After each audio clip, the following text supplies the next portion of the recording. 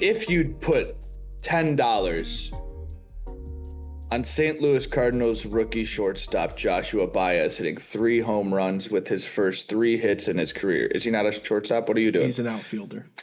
He is an outfielder. Let me restart. John, cut it here. Bang.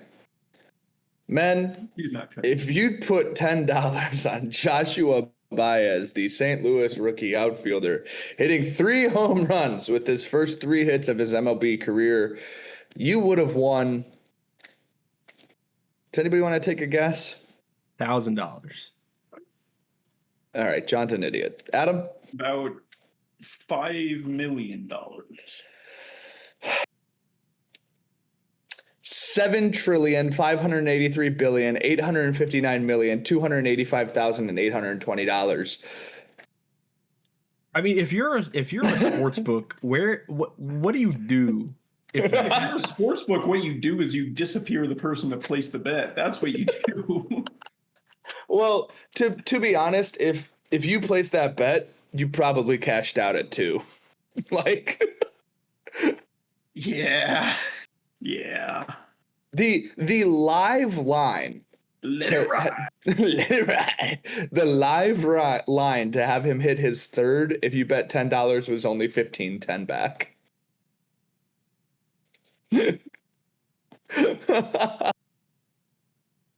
So were either of you watching this game live?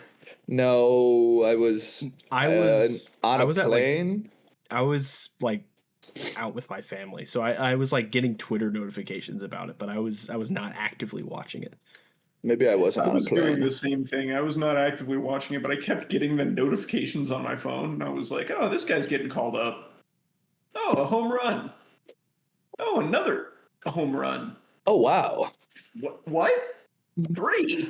My favorite tweet from the day about it was, "Gosh, I can't believe we're watching Joshua Baez regress in real time, because his first home run was 449 feet, the second one was 389, and the third one was 339." The third one barely got out, if we're keeping it a stat. That's okay. And then something happened that I never thought would happen. Chicago Cubs fans gave a St. Louis Cardinal a standing ovation because he lined out. It was the 9th inning though. Like they knew it was his last at bat. Like it was just like, oh, holy crap. I bet that someone there was just like, oh, thank God he's over. You don't have to watch him again. At least not today. When I was in high school, 2018, I think I've told this story on the show before, but I 2018 went to watch Ohtani his rookie season when he and the Angels were in town at Coors Field. And the game that I went to, he only got 1 pinch hit appearance. Ended up rolling over and grounding out to the first baseman. And it was like a close play because Ohtani can kind of run up the base path. But when he was tagged out, the crowd gave him a standing ovation because it was like, oh, thank God we dodged that bullet. Was he still an outfielder at that point? Was he still like... He was an outfielder until he got to the Dodgers.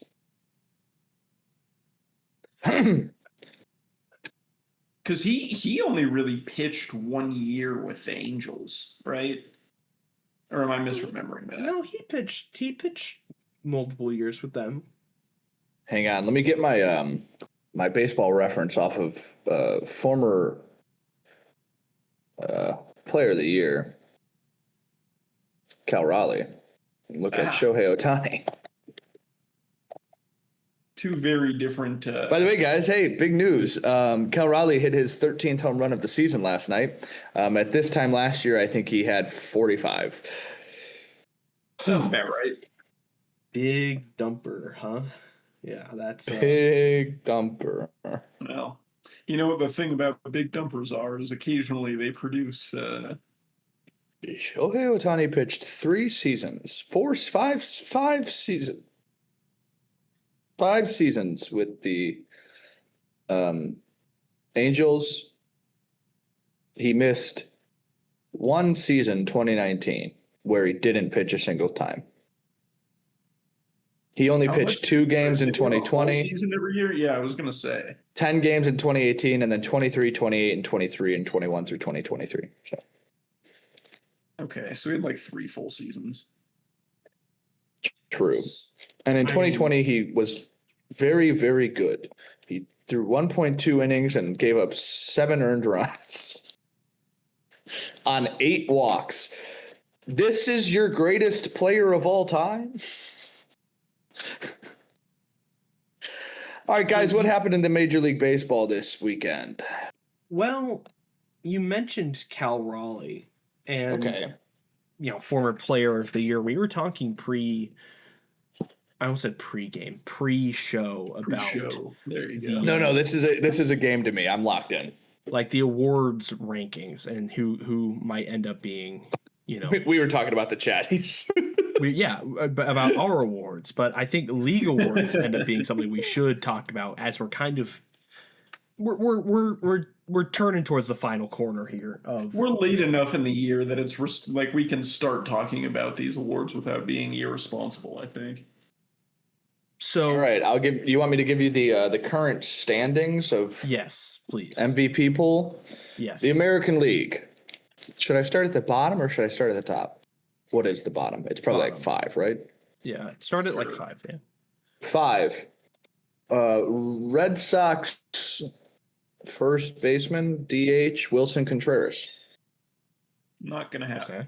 Currently hitting .319 with an 1108 OPS, 24 homers, 80 RBIs. Not bad. Number 4, Royal shortstop, Bobby Witt Jr. 127 OPS plus, 30 stolen bases, 13 homers. Elite defense at short with a 5.0 B WAR. Sorry, it's not listing it out. It's listing it out in a paragraph. My apologies. What was your thought? He's having a standard Bobby Witt Jr. season on a Pretty much. standard Kansas City Royals team, which means that he's not going to win the MVP either. No. They're so good. They're so good. Then we get to third place where we see our first place vote. The Yankees, Ben Rice, 31 homers, 72 RBIs, 946 OPS, 52 extra base hits. Yeah, that's all I have to say. Isn't he really bad currently right now? Hey guys, let's have some thoughts on the guys I'm talking about here. Number 2.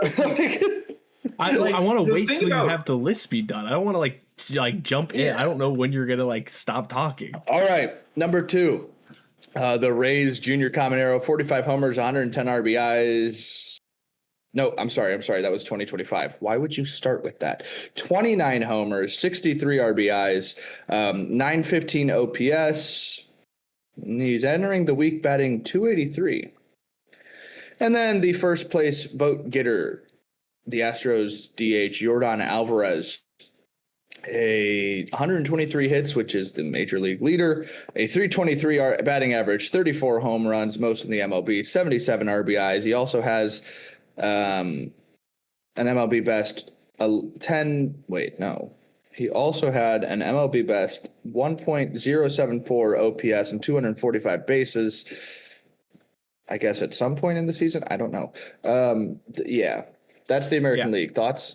I mean, probably going to start at the top there. Yeah, Yordan's going to win the Triple Crown, and he's probably going to win MVP as well. I mean, I 6 agree. offensive WAR. He's hitting with a 194 OPS plus. He's been on base 236 times, 61 extra base hits. I mean, 143 hits, 36 homers, 88 RBIs. This guy's ridiculous. It's for someone who should be just a complete household name that, oh my God, this guy is a ridiculous batter.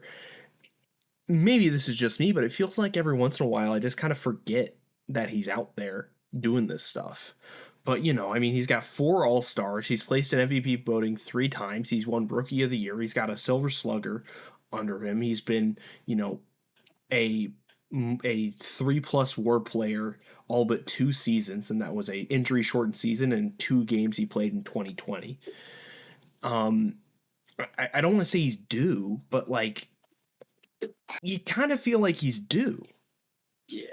I mean, he's in the upper echelon of hitters. Like he's inarguably a top 5 hitter on the planet. And I have always had kind of conflicting feelings about a DH being the person that wins MVP, because I think when you're not playing an entire component of the game, when you're not doing any defense whatsoever, it really takes away from your value as a player.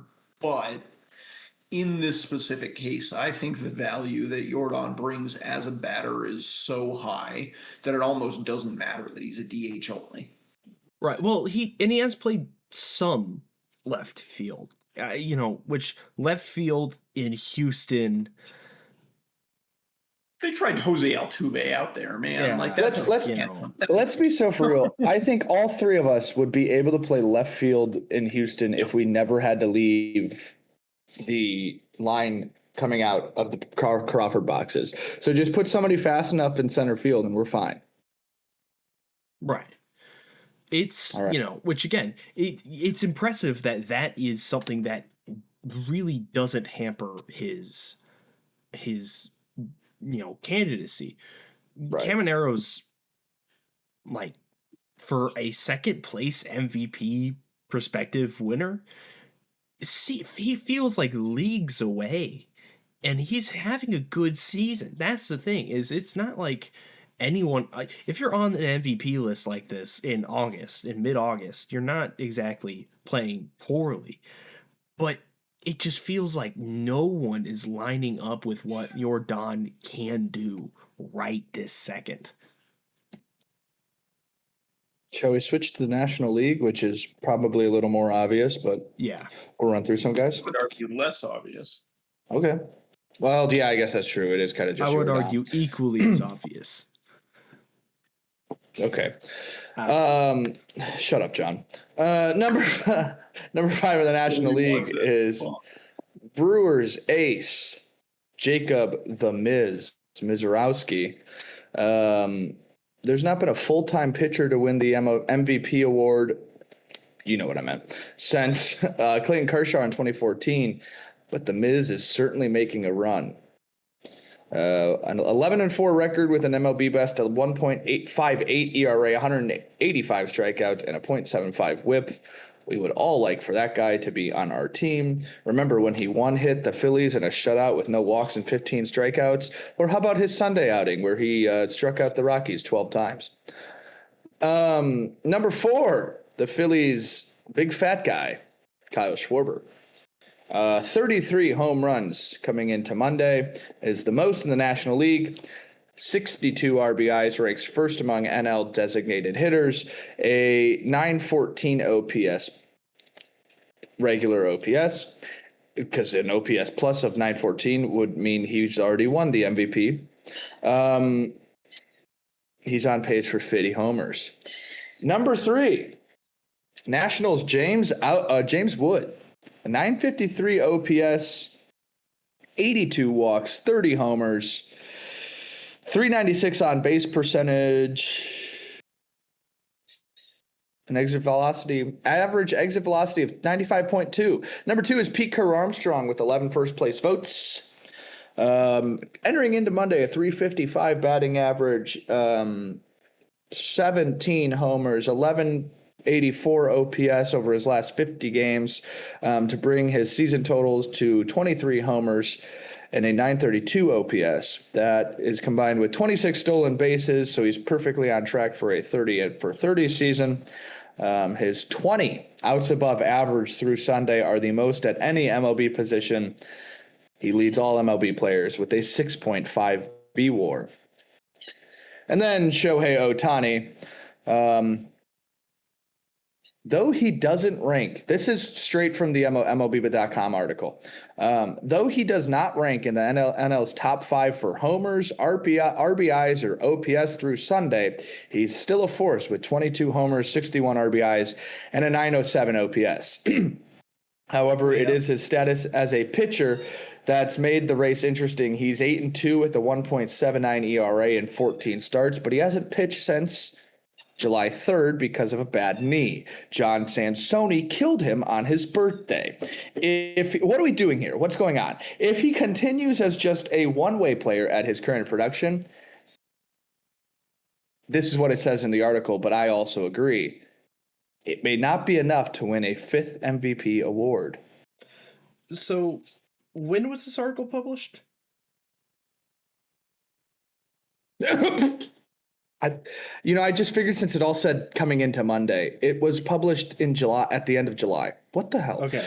So that is my apologies. No, it's fine. It's just I've been looking at Baseball Reference. I'm like, none of these numbers line up. Okay, well, they're all So how do we get through every single guy before we said that, guys?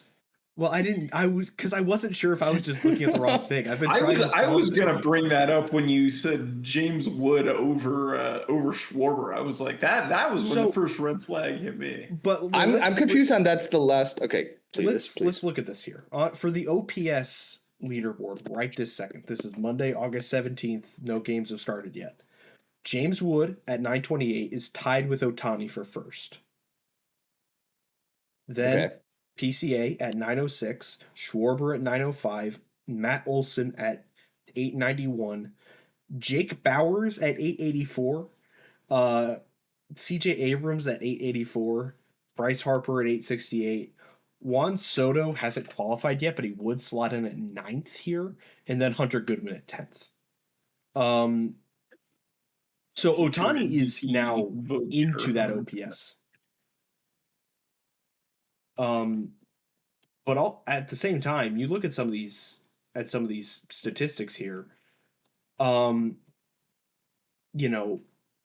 at a 7.3 WAR is almost a full point of WAR ahead of Ohtani right this second, who's at 6.4. Where do you see that? National League batting leaders, wins above replacement all. Okay, because on Baseball Reference, his WAR says 3.3. It's counting his pitching and hitting WAR. Thank you. I'm sorry. Good point. So, but you look among position players, he's 2 full WAR above the next highest position player, who is Bryce Terang. The thing about PCA is you can make a very real argument that he's playing the best year of center field defense ever. Mm-hmm. And I know advanced metrics just aren't there for defense. Like, I know that's spotty, and I'm sure Andrew Jones at his peak would probably have some things to say about that. But, like, in terms of modern baseball, PCA is having the best defensive season a baseball player has ever had. I don't disagree. And I think it should mean something coming from me.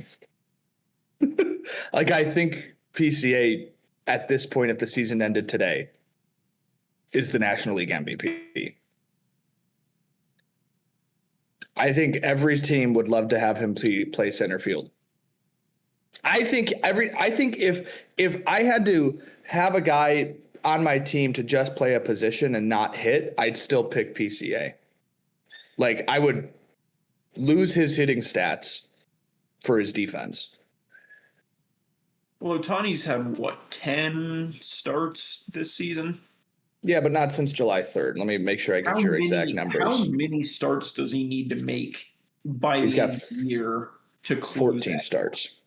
14? See, that's the other argument, right? Because we've had in the past where it's like, well, of course Ohtani's the MVP. He's hitting at this rate and he's pitching as well. Right.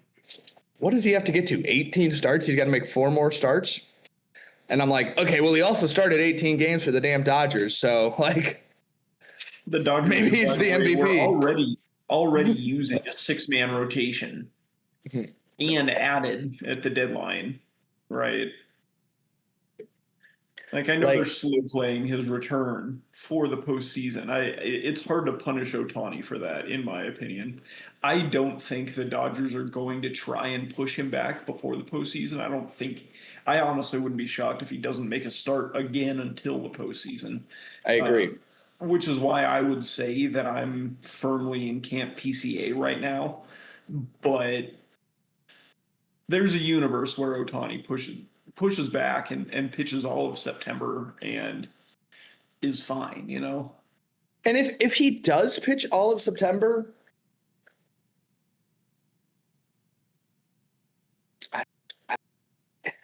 if that ERA stays under 2, he's the MVP. Yeah. If that ERA stays under 2, he's the MVP. That's what, 4 more starts at the least? Like if he pitches like the last week of August. How many innings is he at? 80 some? 80. Sorry, I hate how his baseball reference page is set up. 85.2. 85. Okay, so if he gets over like what, 120 innings, and his ERA that would be 5 starts. Okay, like if you just say each start goes 6 innings, like just on average, like if he gets he'd have to make 10. Yeah, that would be 30 innings over 5 starts. Then he's if he gets over 110 and keeps the ERA under 2, then I think we have a conversation. Yeah. Yeah. I mean, so not Cal Raleigh, is there anyone else that you think could even sneak into that? Because I mean, that's a pretty firm top 2 that are kind of running away with it. I think Schwarber might push into second if something happens where Ohtani really is sidelined for a while. You know, but I think do we care if a team is winning? Like, does the team have to be winning to truly be considered? Because if otherwise, James Wood has had a fantastic year.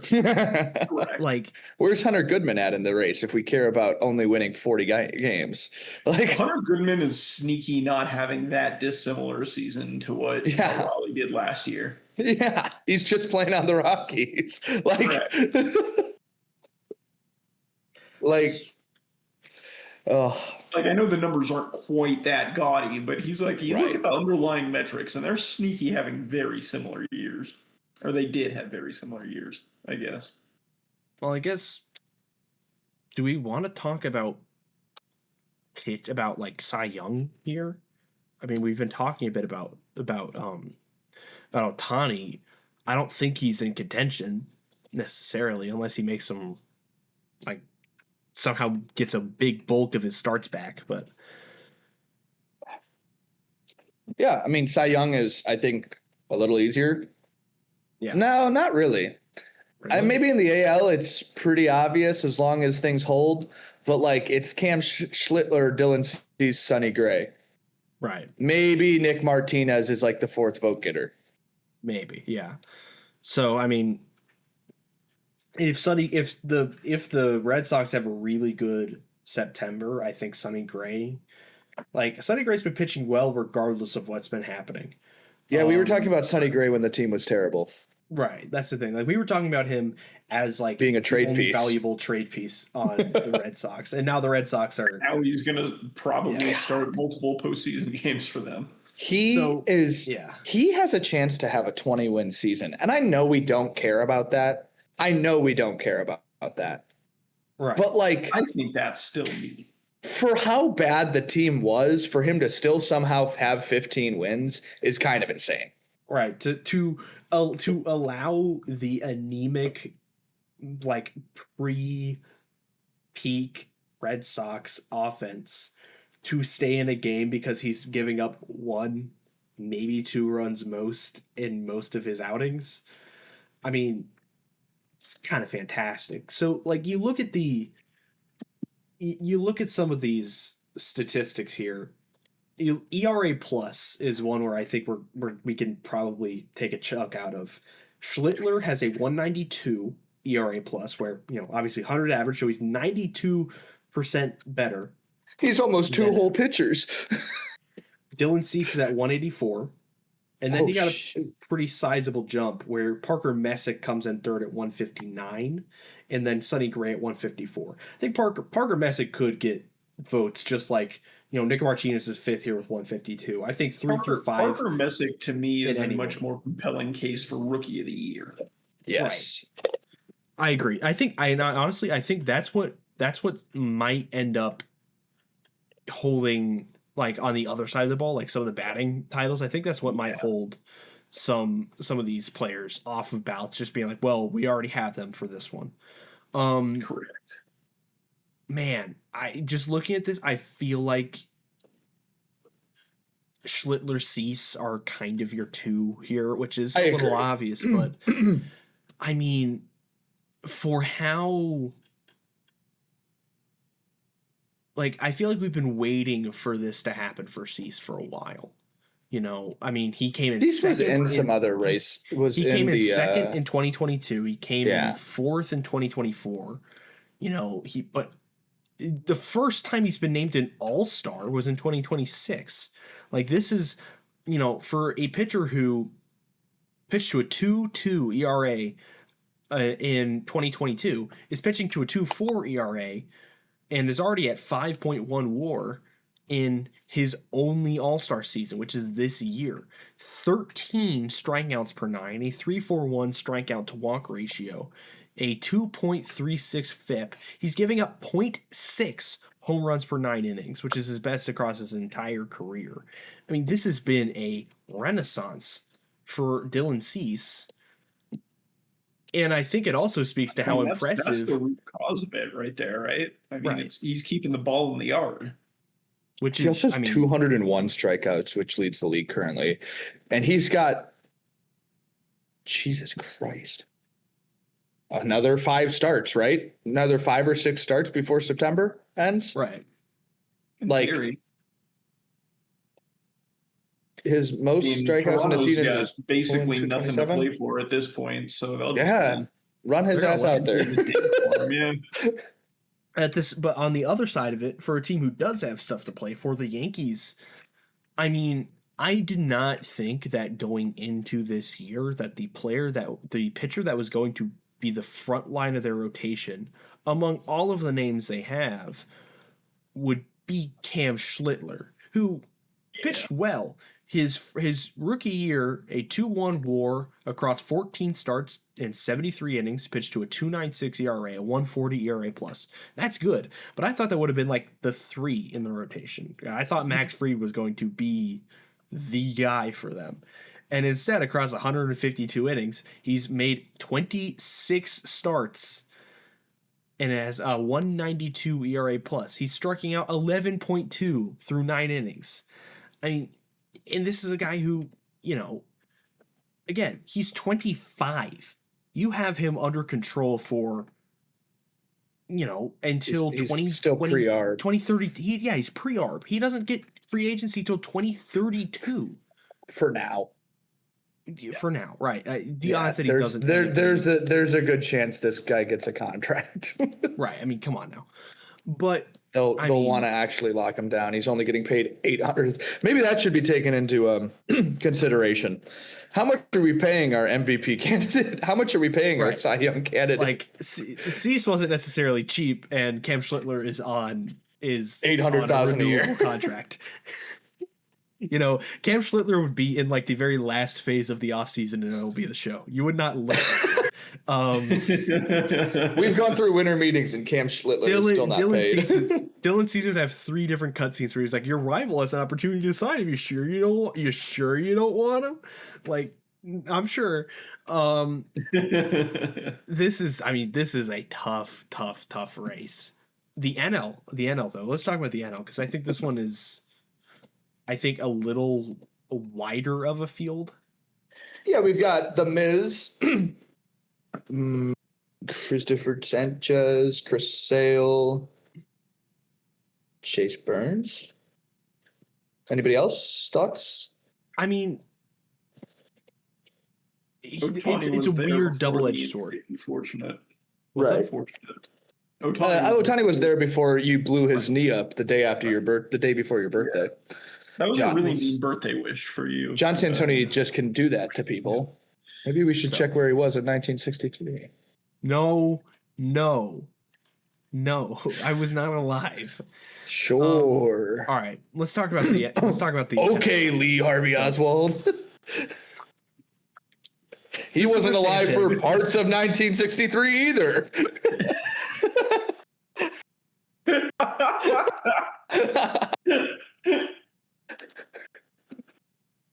Christopher Sanchez. I don't think you can give Christopher Sanchez the Cy Young because of what he did in the All-Star game. That's sure, but I mean, came in second last year to, which really any year where you don't have Chris Sale just blowing up into a triple crown year. I mean, Chris, an 8.1 WAR would probably get you there. But I mean, a complete career turnaround. Sanchez has become one of the best pitchers in the league, obviously, and has been in Cy Young voting for the past 2 seasons. He will be, obviously, for this one. And you still have to wonder, are voters just going to sit there starry-eyed about the fact that Mizorowski's on this ballot at all?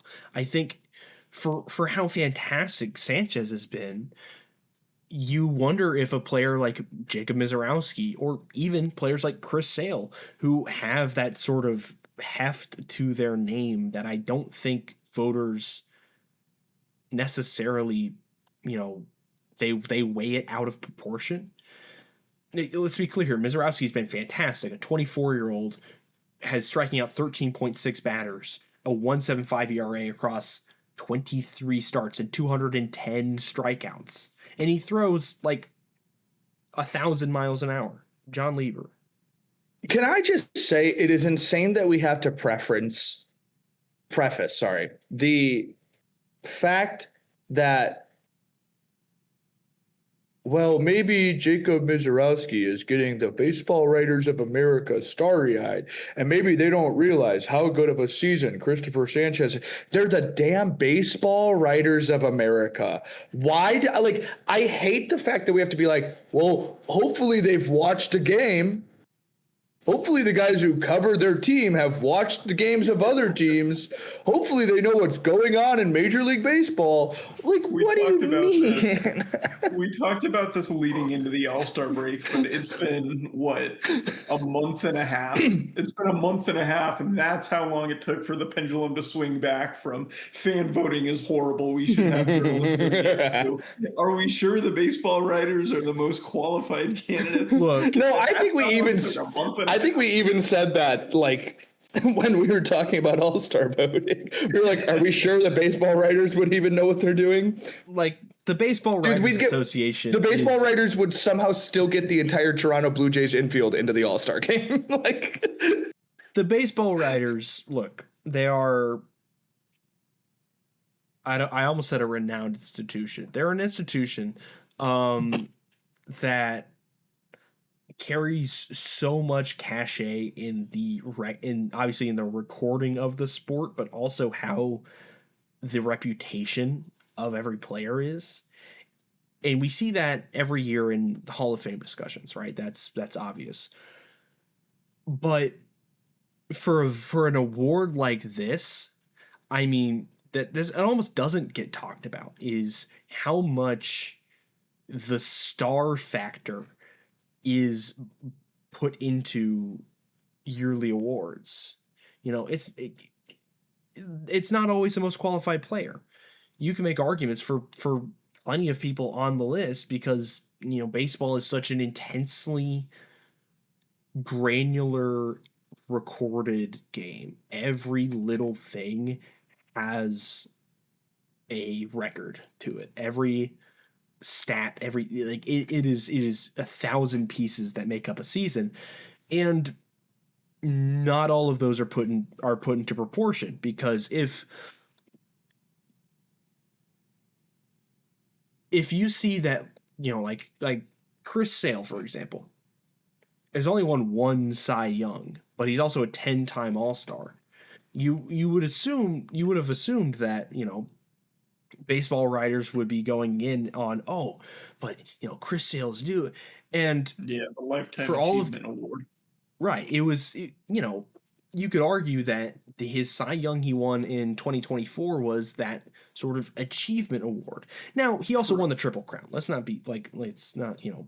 he had a fantastic season. Braves But fans, that so take it with a grain of salt. it's a 2.38 ERA. Never mind. I'm not. But that wasn't even his best season in his career. There are other higher WAR seasons where he came like third. There was a long time where he was on the career trajectory that Zach Wheeler's currently on. Of yes, being the always the pitcher bridesmaid, ever never the never bride. never win a Cy, other Like, than Cy Young himself, obviously. You know, and look, I hate to say it, Wheeler's not going to win it either, but like, boy, is it just killer Always the because he's been bridesmaid, never the bride. he has been a very, like, I'm going to say this and note that this is not an endorsement of any particular account, but he isn't quite good. I don't think he's quite good enough for a Hall of Fame, but a Hall of pretty good. Shut up. And look, You don't get to say it. I also don't jive with that account either, but like whatever. The only time I will ever jive with that account is when Tim Anderson officially gets elected. Just saying. What? I mean, this is 2 weeks in a row we've brought up Tim Anderson. Hey, Hall of pretty good, He's pretty good. Hall of Shut up, having John. cartoon birds swirl around your head after being hit by Jose Ramirez. I think if you won a Silver Slugger, the batting champ award, like I think that you should have I think you should probably be in the Hall of Pretty Good. Just saying. Right. How much does being batting champ matter in 2026? It doesn't, but in the Hall of Pretty Good, 4 seasons above 110 OPS plus out of a 10-year career, the words speak for themselves. Also, if you've made it 10 years in the MLB, but you're not a Hall of Famer, you're probably in the Hall of Pretty Good.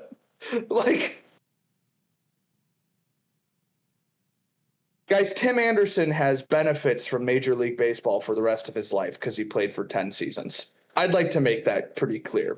And I think that is legitimately, he is a full pension MLB veteran because of that. Anyways. Correct. What else? I'd like to not talk about Tim Anderson for the next month, please. All right. Well, fine. Well, I don't think he'll be doing anything that we'll have to bring up. So I'm holding you to that. Okay. Well, I'm trying to think. Shall we look to? I don't know, something. What should we talk about? Do we what else have? Has happened this week in baseball? Who's gonna win? Who's gonna win the Players' Choice Award? Who's gonna get slimed? That's truly the most prestigious award of them all.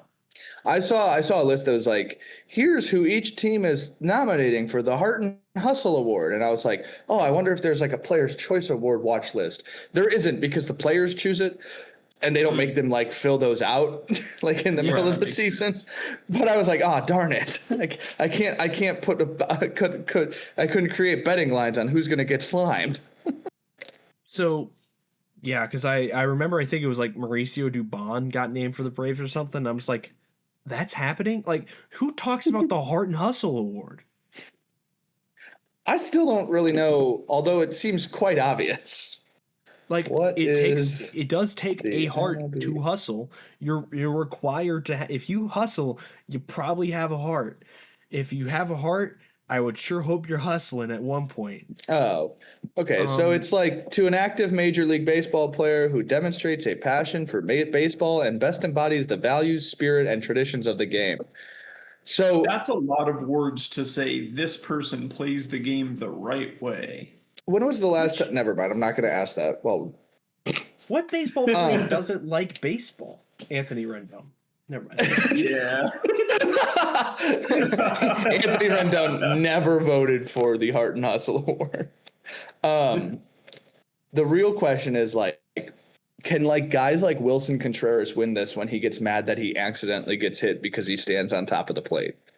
He's playing with hustle. Like this Playing is with heart. to me, this is the scrappy middle infielder of the year award. Okay, so Sam Antonacci, got it. This is the Mauricio Yeah, Dubon dude, he award. legitimately might be the White Sox nominee if I had to He guess. is. He is. Okay, He then, is. yeah. It's why is it just second baseman? The Heart Hustle I'm award is telling you, second dude, it's baseman. the scrappy middle infielder of the year. John, look at me and tell me that you think scrappy second baseman isn't the guy who has the most heart on the team.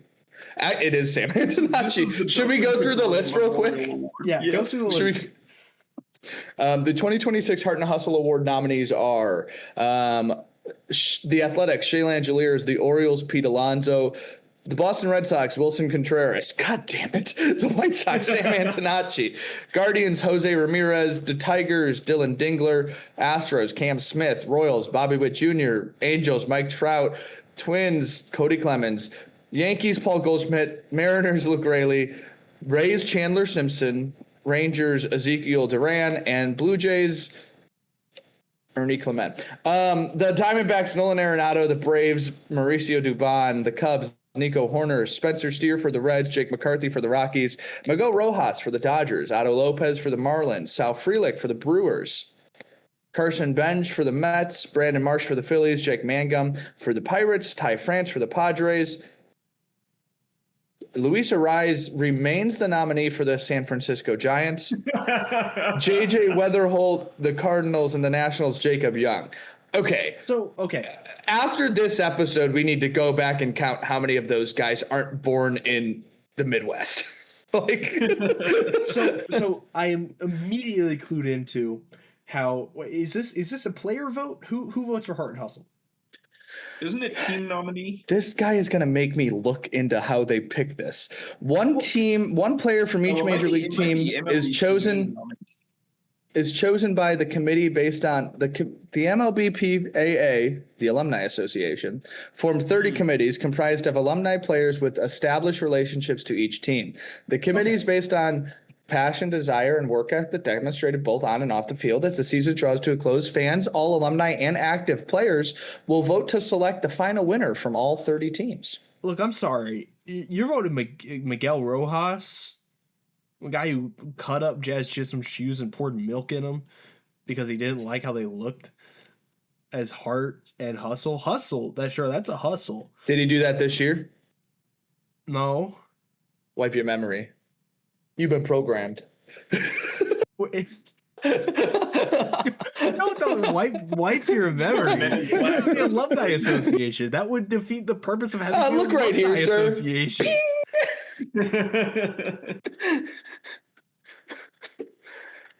So this really is just computer old players that still hang around the clubhouse being like, I like that guy. He's nice. No, there's yeah. Like the old players who, yeah. For more information regarding the Heart and Hustle Award, please contact Kendall Meisner at Kendall at. Just don't read that email out, okay? Information on air. Don't dox someone. But it's on the. Okay, if you want to find it yourself, it's on MLB.com. Look up the Heart and Hustle Award. It's literally the third line in the darn page. Like, you should send the guy an email. I'll be so for real. Do you know why this email is on this page? Why? The only people who know about the Heart and Hustle Award is us. All right, let's look to this week. There's some fun series coming up. Adam, who do the Rockies play?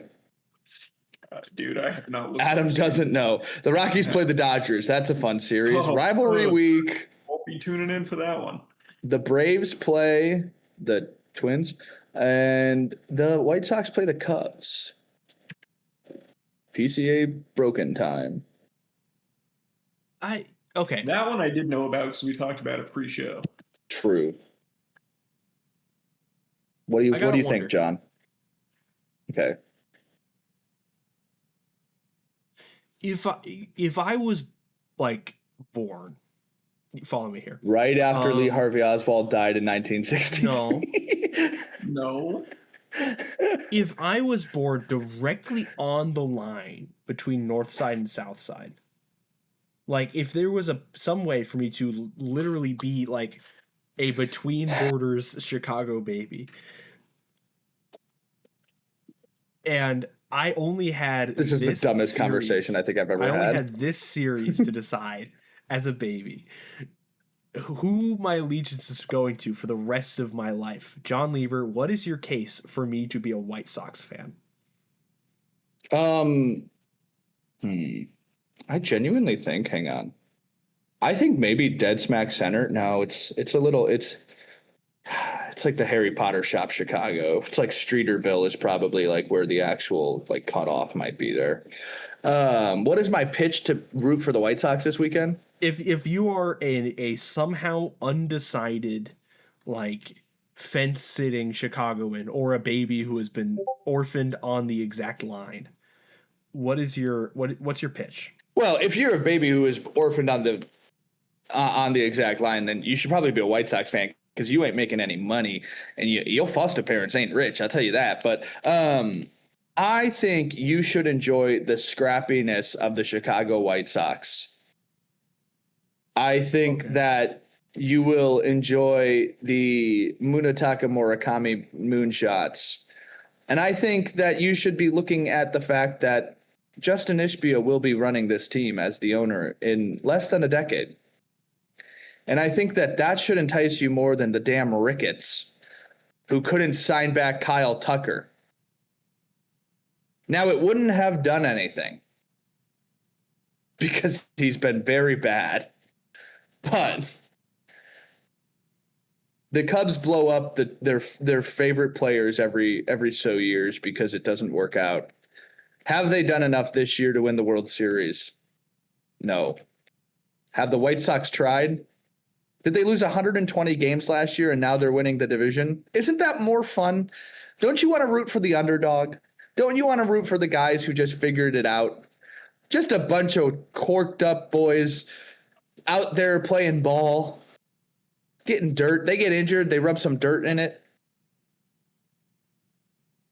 H, I don't know about you. I'm not feeling particularly motivated by that. I mean, but the thing is I want a team with heart. Oh, well, they've got Sam Antonacci, so they've got a lot of heart and hustle. And hustle? Yeah. Hustle? You should see the way that you should if I could show you a video of the way that the White Sox team runs down the first base line on an infield hit or infield contact, right? Ball into the infield. And then I'd show you a video of all of the times that the Cubs team runs down the line on an infield contact. I think you'd see the hustle for the White Sox. Also, Okay. Can the Cubs hit home runs to the Dan Ryan? They can't. Do the Cubs want to? I don't think the Cubs can hit home runs. Okay. Not sure that's accurate.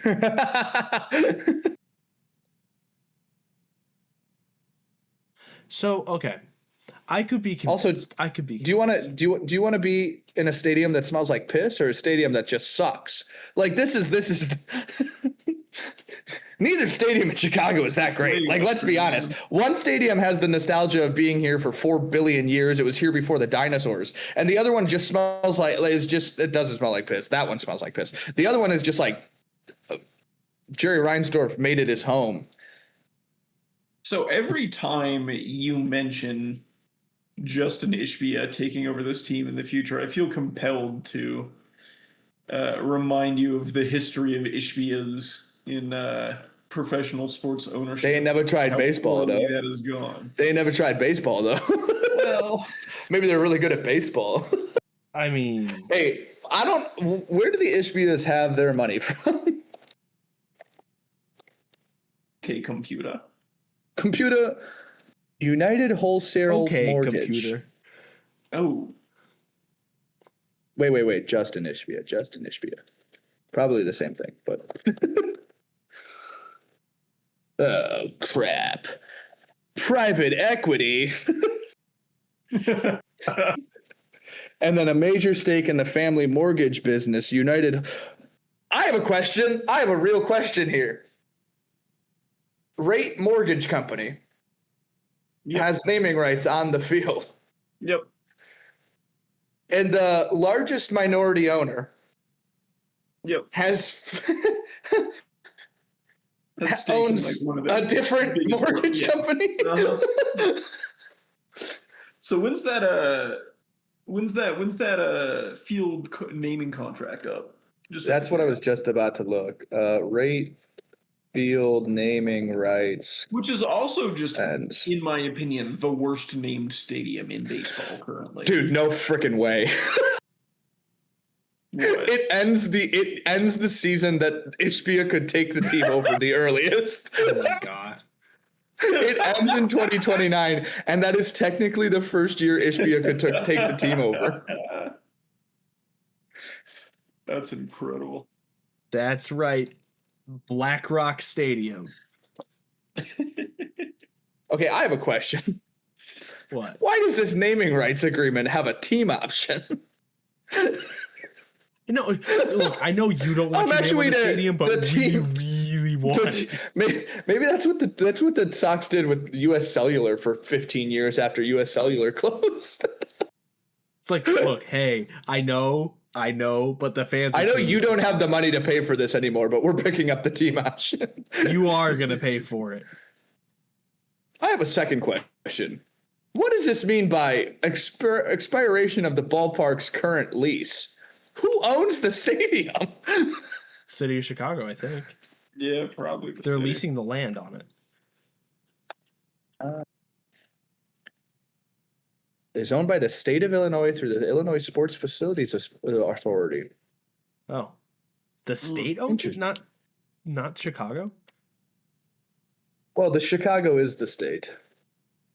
White Sox. So the Cubs, Chicago? Indiana. You heard it here first, folks. No. Ishbia actually, I will say, this came up this week. Ishbia actually just like secured the land north of where the Chicago Fire Stadium is going to be, and that empty piece of land in the middle of Chicago for some reason. So it sounds like there may be like a dual district next to each other, Like dueling That'd be nice. pianos. Now the issue is MLS and Major League Baseball play at the same time throughout the year. Dueling pianos? What? Yeah, what? I'm glad we circled back to that. Because they're dueling. All right, let's go to the grid. What the fuck? Back of the grid is 3x3 grid, 3 rows, 3 columns, 9 intersections for which you can put, I mean, like whatever you want, but it's a player. The rows and columns for today. For the columns, the Kansas City Royals, the Cincinnati Reds in a 300 plus career, or 300 plus homers in your career, batting, of course. For the rows, the Atlanta Braves, the Los Angeles Angels of Anaheim of Angels, California, and center field for 1 game. Minimum.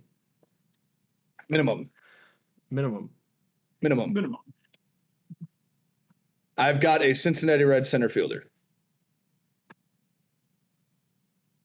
Michael Lorenzen. Wow.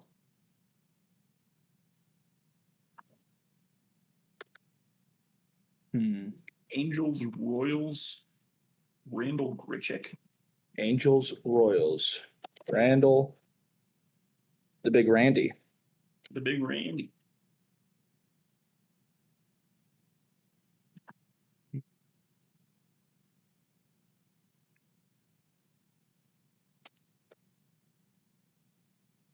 Braves. Okay, Braves.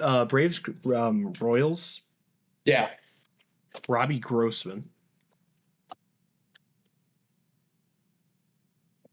Sick.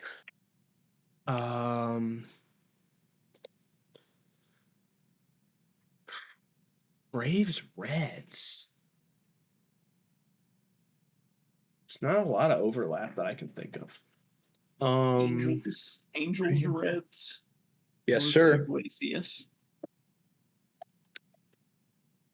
Enrique Iglesias. Pitbull. Oh, Please don't end up me and Oh my I'm God. coming on Okay. to throne. Braves Reds. I can't believe I forgot about this. Austin wins. Braves, Reds, Austin wins. Yeah.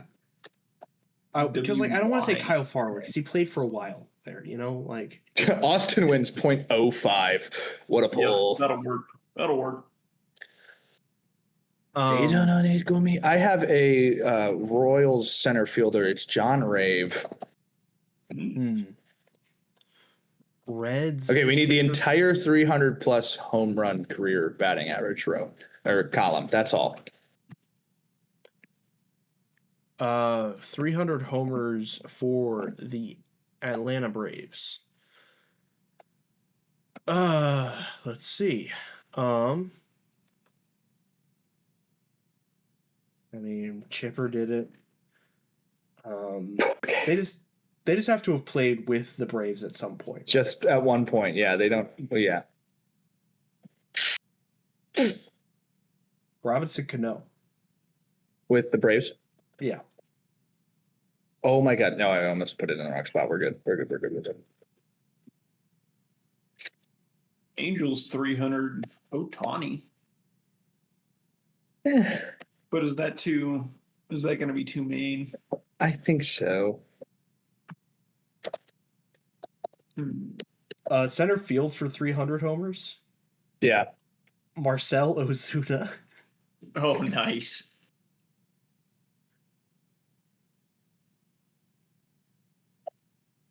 Gold glove center fielder, by the way. Great job.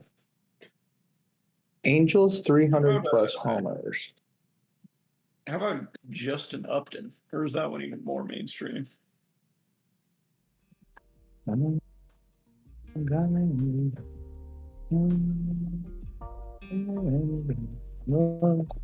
sorry, what? Probably did it.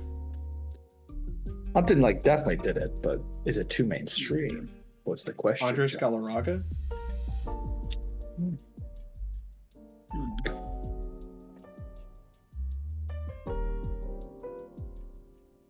I don't know. What do you think, John? I don't know. I think Upton's fine. I don't think people are going to immediately think of him. Okay. For the Angels. Justin Upton, right? Yeah. Yes. 1%. Not to be confused with Melvin. 5 already scored. That'll work. The hardest spot on the grid today was the Angels and the Reds. There have been 116. 82 players have played center field and hit for 300 plus home runs. That's it in Major League Baseball. 397 players have played center field for the Cincinnati Reds. That is That a lot of people. has been the chatting average. We've chatted averagingly. And next, Adam is going to do a dance. It's a podcast, but you can't see, but I am actually dancing. There's video, I think, literally on all platforms. John, can you confirm that? There is. All platforms include Spotify, YouTube, Apple Podcast, Amazon Podcasts. Is that it? Yeah. Twitter is chatting AVG. Adam is KingBus5. John is JD_Sansoni. I'm John Liebert Media.